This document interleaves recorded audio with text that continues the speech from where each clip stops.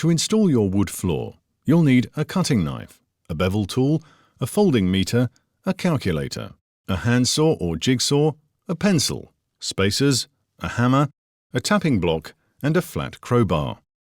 A good start is the path to a perfect finish.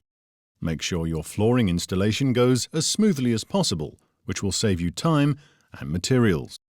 Installing your wooden flooring is simple, but before you begin, make sure you're well prepared. After that, just follow these simple steps. We'll demonstrate installation from left to right, but you can also work in the other direction. Start by measuring the room. This way, you avoid waste and having to work with lots of small, narrow pieces when finishing up. Small pieces will not only make the floor less attractive, but also less stable.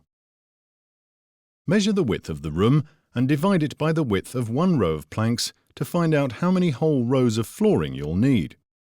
Divide the remaining measurement between two planks, which you'll lay at the edges of the room. Open up several boxes and check your planks for damage. If you encounter a floorboard that is cracked or damaged, don't throw it away. You can still use part of it as the first plank of a new row. Don't start directly against the wall.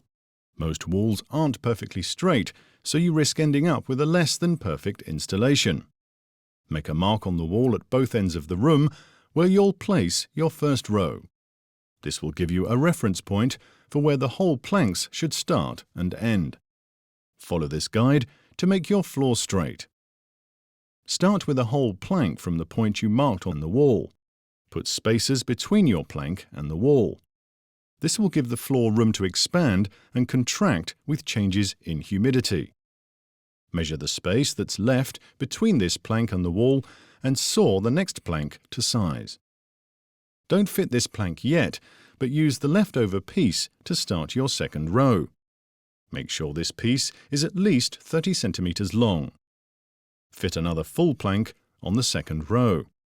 Go back to finish your first row with the piece you already sawed to size. Finish the second row and move on with row 3. After fitting 3 rows, go back and lay the split plank placed at the edge closest to the wall. To mark the saw line so that it follows the angle or curve of the wall, place the plank you want to saw on top of the first whole plank you laid and secure it with another plank. Pro tip: take a small leftover piece of plank. Saw off the tongue just to the edge, saw off part of the groove until you have exactly 10 millimeters left. Put a pen on one side of the piece and place the other end against the wall. Drag it along the wall as you draw a line on the plank you want to saw. Click it into place. Do this at an angle of 20 to 30 degrees. Press the short side down. Slide them together horizontally. You can use a tapping block if needed. Knock it firmly into place using a flat crowbar. Don't forget to add spacers. When this is done, you can start working directly from the floor. Pro tip: use the piece sawn off the last plank in the previous row on the next row. Keep at least 30 centimeters between the short ends in different rows. Remember, always keep an 8 to 10 millimeter gap between your floor and the wall. Use spacers. In places where it's tough to lay planks with the tapping block, you can tap them together with the crowbar and a hammer. Need more tips? Take a look at the other Pergo tutorials.